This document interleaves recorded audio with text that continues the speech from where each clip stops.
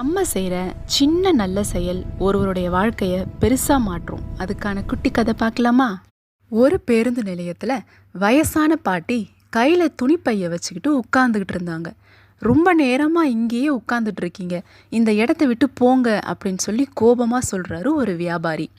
பாட்டி அந்த இடத்த விட்டு நகர்ந்து போகிறப்ப ரொம்ப சோர்வாக இருந்ததுனால தேநீர் கடைக்குள்ளே போய் டீ குடிக்கலான்னு சொல்லி உள்ளே போகிறாங்க. எனக்கு சாப்பிட இட்லியும் குடிக்க டீயும் வேணும்னு சொல்லி கேட்குறாங்க. அவங்க சாப்பிட போகிற உணவுக்கு கொடுக்க போதுமான அளவு பணம் இல்லை அப்படின்னு ரொம்பவே சங்கடப்படுறாங்க பாட்டி. இதை உணர்ந்த கடைக்காரரு மனிதாபிமானத்தோட இட்லியும் டீயும் இலவசமாக எடுத்துக்கோங்க அப்படின்னு சொல்லி பாட்டிக்கு கொடுக்குறாரு. தம்பி, நீங்களும் உங்கள் கடையும் நல்லா இருக்கணும் அப்படின்னு சொல்லி வாழ்த்தினாங்க பாட்டி.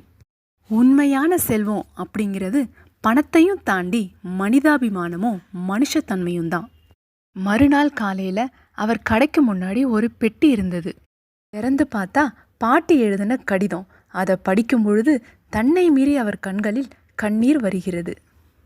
பாட்டி, நான் இந்த ஊருடைய மிகப்பெரிய நில உரிமையாளர். கஷ்டம்னு வந்தவங்களுக்கு நீங்கள் உதவி பண்ண நல்ல குணத்தை பார்த்து இந்த கடையை உங்களுக்கு பரிசாக கொடுக்குறேன் அப்படின்னு சொல்லி பாட்டி கடைக்காரரை வாழ்த்தினாங்க.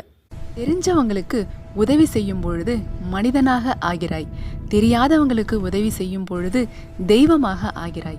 அதனால் நம்மளால் முடிஞ்ச வரைக்கும் மற்றவங்களுக்கு உதவுவோமா?